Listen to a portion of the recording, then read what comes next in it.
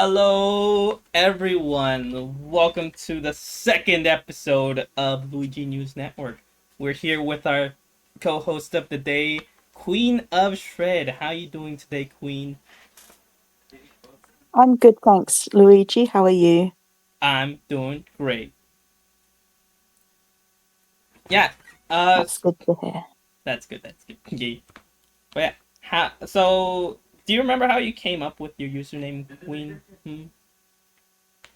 Yeah, it's a nickname that I've had for a while. Like I had a friend who played guitar and he listened to me playing violin once and I was playing something fast and he called me the Queen of Shred after hearing me play. So that's like a name that's stuck since then and I've been using it online since forever. Oh, that's awesome. But guys, we'll just start with like this interview, and then we'll go into other topics. We got a number of topics today. But yeah, Queen is a mod, and they mod for a lot of people. But yeah, what is it like modding for so many people, Queen? I feel like I've seen you in so many people's chat and with a little mod badge. Yeah, like currently I mod for 24 Twitch channels and also your YouTube. Um, so I really enjoy modding, and it's nice to be able to do something useful and help other people and feel like I'm doing something useful too, because that's something that has like it disappeared for a bit when I got MECFS. Like I felt like there were a lot of things that I couldn't do, but I can do modding, Okay, and okay. it it can be a little bit stressful when lots of the streamers I mod for are live at the same time. Like sometimes there's 10 or more in one day. But on an average day, it's more like 3 or 4 of my streamers will go live. But then there are sometimes when they have long breaks and then all decide to come back at the same time. And then, like, I'll suddenly be 24/7 modding for like a few days. And that can be stressful and tiring. Yeah, I can only imagine. Sometimes when you're like modding for me and you see you're very dedicated, and sometimes you don't want to leave chat to continue modding, but we all understand if you gotta take a break. Okay, Queen. Yeah, thank you, Luigi. All right. So, what was the highest amount of multi modding that you've done? It's actually been 4 streams at the same time. So that's happened a few times. And luckily, all of those times I have had the laptop. So I've been able to put the 4 streams in tabs on the laptop and also like the one where I chat the most on my phone. And then I have 2 tablets that I balance on my legs. And I can't actually type on those because I'm not signed in on Twitch on either of those. But I can use them as extra monitors just to see the stream and the chat. Oh, right. That's very convenient. But yeah, you are a mod, but you recently have been streaming, and like I gotta ask, how was your first stream? Did you enjoy it? Yeah, I enjoyed my first stream a lot. I was a bit nervous before the stream started. Like I spent about an hour checking that everything was okay before I went live. And I kept thinking that I was going to forget something, leave things on my screen and stuff. But it all went fine, except for that little scuff bit at the end. But you're going to expect scuff in a first stream. And I was surprised at the number of people who turned up. And I think that was mostly down to your announcement and your help, Luigi. So thank you for that. I was only like part of it. I think a lot of people just wanted to show their support. Um, yeah, but you do have a quite a number of followers. Some might think that you've been streaming for like months now, but that's not true. You've only been streaming for a couple days now. But yeah, how many followers did you have before your first stream a couple days ago? Um, before the first stream, I had 335 followers. And like I started getting followers from almost as soon as I was on Twitch, really. Like just hanging around Roll High streamers' streams, and people would recognize me and follow me. So that was really because I did post a little bit on Roll High on Twitter before I joined Twitch, so people would recognize my name from there and they'd follow me. Okay, that's interesting. Yeah, it's pretty cool that so many people. I'd say you're very popular. Even like though you hadn't been streaming, it's like you're very known in so many people's communities. Yeah, I like to talk to people, like in chat generally, and I've made a lot of friends on Twitch. Like, I'm really happy that I've met so many awesome people. Okay, since I'm a weeb, I gotta ask: do you have a favorite anime? Um, my favorite, I think, is Apothecary Diaries. Like, I've been watching that one a lot recently with Prophet.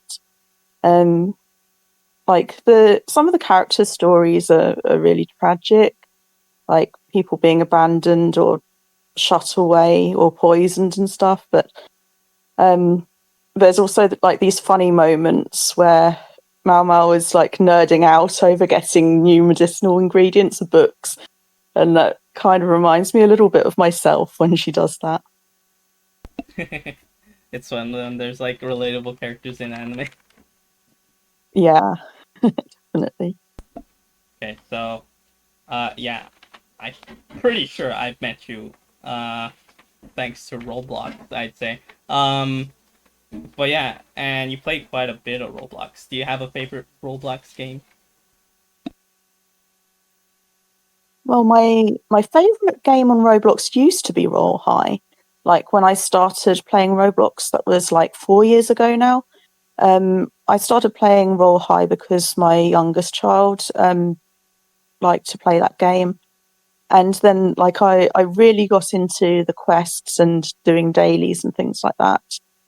But then more recently, there's just been like a few updates that have changed things in the game. And with my MECFS getting worse, it has been harder to play for me. So especially when things change.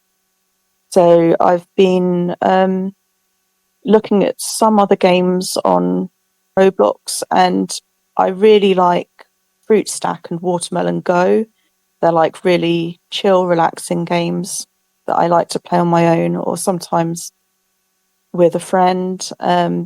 Jenga, oh, it's called Blocks and Props now.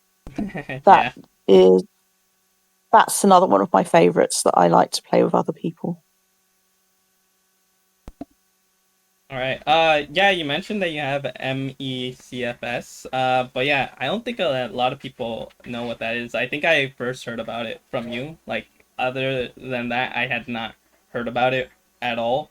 But yeah, what is it like gaming, modding, and doing other daily tasks with severe MECFS?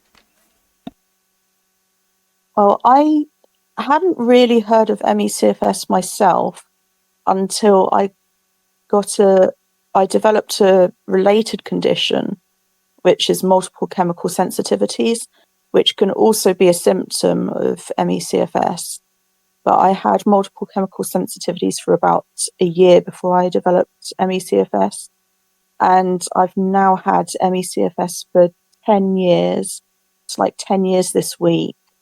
Um, and it stands for myalgic encephalomyelitis. And that means that it affects the muscles and the nervous system, like the brain and spinal cord. And it's a multi-system disease, so it really affects everything. It has like a huge impact on what I'm able to do, what other people who have the disease are able to do, and like really normal everyday things, like just being able to change my clothes or like sit up, reading, talking, even things like that. I can't actually leave the house. That's like really difficult. It's something that takes a long time to recover from, and like I can't walk outside. I can't walk a like distance more than a few steps, really. So sometimes I get muscle and nerve pain, sleep disturbances, and my muscles are like really weak. So it's like a huge effort to do anything. And sometimes they're so weak that I'm paralyzed for like some minutes or hours at a time. So it has had an effect on like being able to play games and modding. Like when I first got into playing Roblox and like when I started modding, I was about 30 to 40% disabled. So I could still like do most of what I needed to be able to do to play Roll High at the time and to mod, and like I didn't really have a problem with doing either of those things. I could sit up with the laptop on the sofa. I couldn't sit at a desk because that was just like too much effort to be able to sit up in a chair at a desk and to look at a screen that large. Because like one of the issues that I have with ME/CFS is that it affects my eye muscles, like it affects all muscles. So like the normal amount that you move your eyes, you don't notice like when you're healthy, and it's just something that you do all the time and not even notice it. But when I started to not be able to do it, like I noticed how much you do rely on being able to move your eyes to do things like reading, just looking at anything that's on a big screen, like moving your eyes around to different things between a game and chat and stuff like that. And they've all become things that are a lot harder for me to do. I'm about 70 to 80% disabled now. So I can't really play games on a laptop anymore. I can only do that on my phone. Like it's got to be something that I can hold in my hands, that I can rest on something, like prop it up on something if I need to. And also like with a small screen, so I don't have to move my eyes much. And even then, like if I have my phone in landscape mode, if I was playing a game that has text that goes all the way across the screen, I can't read that because of the amount that I have to move my eyes from one side of the screen to the other.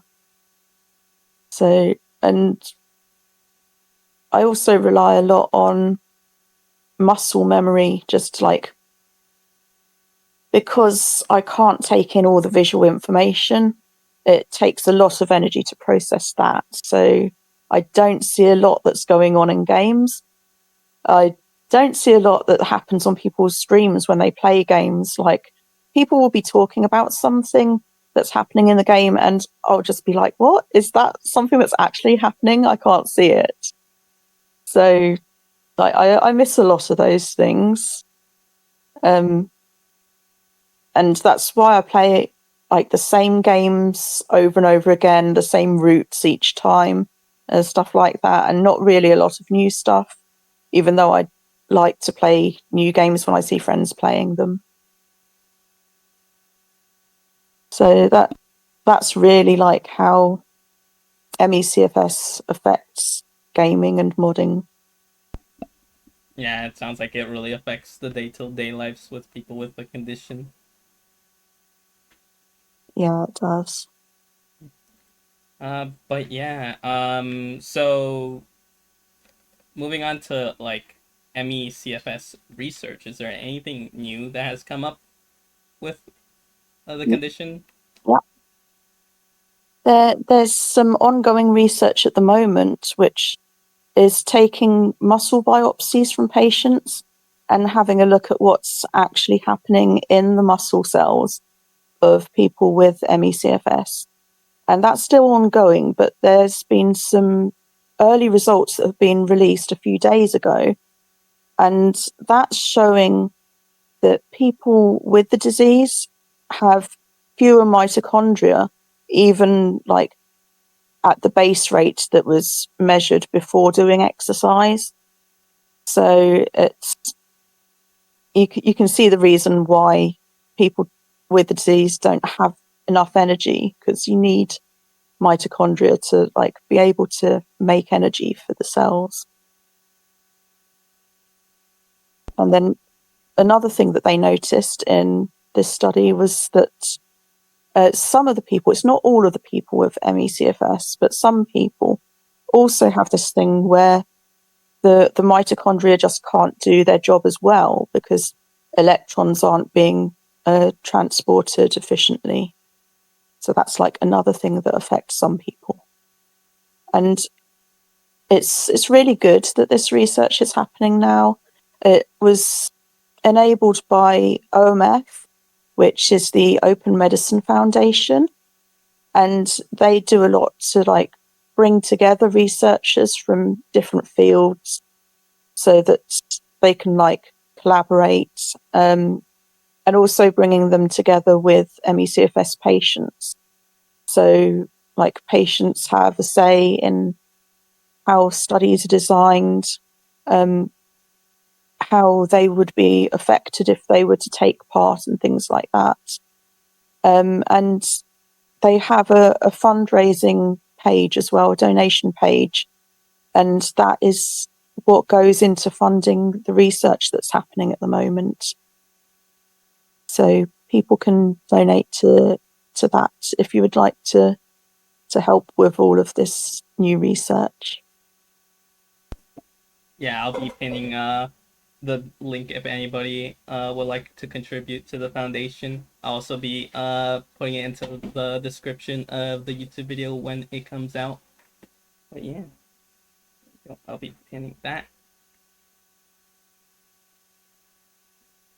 Yeah, I hope more research comes about it to help people with the condition, because it does really sound like a condition that affects people's day-to-day life in a very significant way.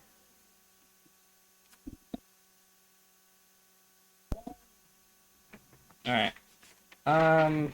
We got other things in the lineup. Um, so moving on to gaming news. So recently, there's been a new season of Sky Children of the Light, and that is a game that you play quite a bit. Is there anything that you've seen of the new season that that has caught your eye? Yeah, I did watch the trailers for the new season before it came out, and it looks very interesting. Like we get to see a little bit more of the lore of Sky, like seeing behind the spirits, the people of Sky, how they used to live. And I hope we find out more about how the dark creatures came to be as well, because that's something that I'm really interested in. And the music as well. I've had a listen to the soundtrack for the Two Embers. I really like the music. It's like let's see, what was the name of the person? Kevin Penkin wrote the soundtrack. And they also did some of the music for Apothecary Diaries as well.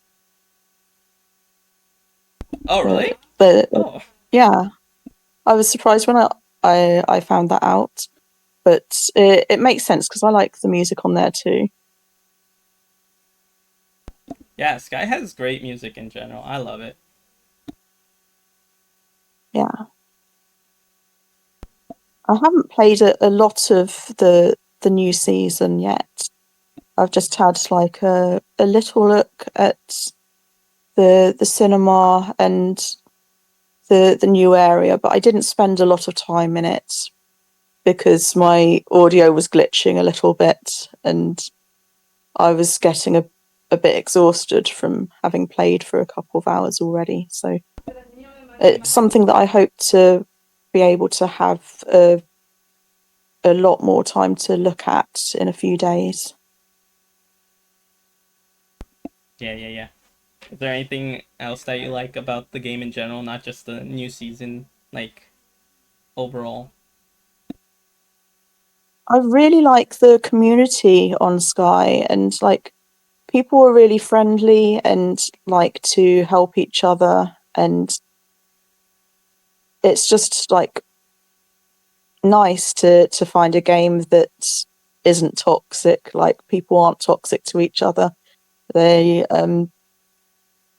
just like have friendly interactions. And the other thing that I really like is like the freedom of just like being able to move, being able to fly, and it feels good the way that it works and the way that it works on mobile as well. As a game that is actually good to play on mobile. It's like, I think it started out as being just a mobile game. So the way that it's designed is like very well tailored to mobile devices, and that's why I find it like easy and fun to play. Yeah, I really enjoyed the community in Sky. It is honestly the most wholesome community out there. I don't think I've experienced any toxicity in that game. Yeah, that's like one of the best things about Sky. Like awesome people, made a lot of friends through playing Sky too. Alright, moving on from that. Roblox rolled up an update recently that changes the friends list. It's no longer called friends list. It's now called connections. I don't think it's a bad thing. I just thought it was funny. That I feel like they're going for more serious tones, and so like because like previously their awards used to be called the Bloxy Awards, and then they call them the Innovation Awards, and now they're replacing friends with and calling them connections. What do you think of that? Yeah, it is an interesting change that they've made. Like I think that they're branching out from the user base of what Roblox typically used to be. So they want to have more of an adult user base, maybe, and they've thought about how not everyone on your friends list you might consider a friend, but maybe just like someone who you've casually met and added, but you might want to talk to Mm. again. I don't know whether that's like one of the reasons why they changed it from friends to connections, but it kind of, that word seems to encompass like a larger group of people than what you would consider just friends. That is true. I have a lot of people connected instead of friended that I don't really interact with. I'm pretty sure like 95% of people that I have on my list I've only seen once. Yeah, I think you have a like a fairly large list of people on your Roblox. Yeah, it'd probably be bigger if they would have made the cap bigger a lot sooner because it was the cap previously was 200 and now I believe it's 1,000. But they, Yeah, yeah, I'm yeah, glad I'm that they glad did that that. they Yeah. increased that cap. Yeah. When I would always reach the cap of 200, I'd have to like unfriend random people and then like that I didn't recognize and then friend new people, and it was like a continuous repetition of doing the same thing: unfriend, follow, friend new people, unfriend, friend Hmm. new people. But now I don't have to do that for now. Yeah. Until you reach that limit of 1,000. Yeah, yeah. And hopefully they'll increase it if that happens. Hopefully. Okay, so next on the list is Superman 2025. So Superman has reached a total of $432 million at the box office against a $225 million budget. So it's doing quite well in the box office. So this Superman is more in line with the comic book Superman, more faithful to the comics. And I personally haven't seen the movie yet, but it's definitely on my list of movies I'm excited for uh, to watch.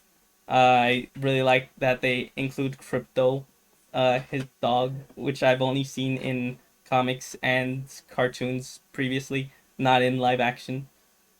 Have you seen the trailer? I have seen the trailer.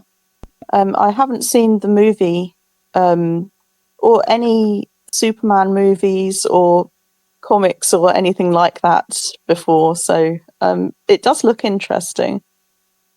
Like the story kind of reminded me a little bit of The Incredibles as well, just like the way that like the legal implications of being a superhero and like Yeah, yeah, yeah. how other people could like do your um stuff for what you have to do when you're saving people. Yeah, it's interesting when movies go into that line. Like, I don't know if you've seen Iron Man 3. They really no wait Iron Man 2. Iron Man 2 went into the legal aspect of being a superhero and stuff like that. Yeah, I do find that very interesting. I haven't seen a lot of superhero movies, but it is something that interests me, like that kind of storyline. Yeah. I hope Superman continues doing well in the box office. It's still running in theaters. I might go watch it in theaters actually. But yeah. And then last thing we got on the list. Some today is National Refreshment Day. Do you have a favorite So, refreshment, Queen? well, I think you know me and how I like my water. Like I mostly drink tap water and not a lot else. But there are other things that I do have sometimes. Like I'll have Pepsi maybe like a couple of times a year. And there was like this one drink that I really liked that had ginger in it and lemon and something else. I can't remember. It might have been pineapple juice, some other juices, carrot juice or something. And that one was really nice. It had like a little bit of a spicy edge to it with the ginger.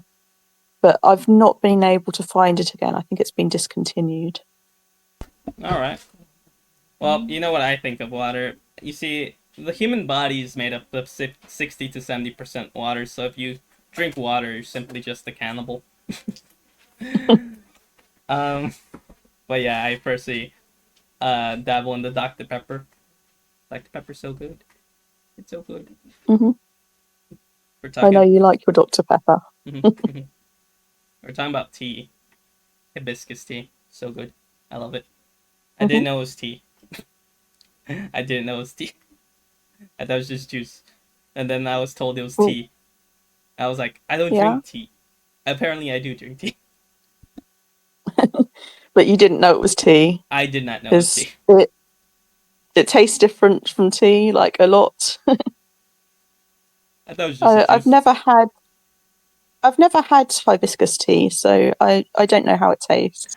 I recommend it, but it can be it depends on the levels of sugar and stuff. Like if it doesn't have enough sugar, then it's very bitter. If it has too much water, it's very watery. It the satisfaction of the drink really depends on leveling. And of course, if it has too much Hmm. sugar, it's too sweet. Yeah, Yeah, I can understand that. All right, that seems to be everything. Thank you, Queen, for coming along and joining me on the second episode of Luigi News Network. I really appreciate it.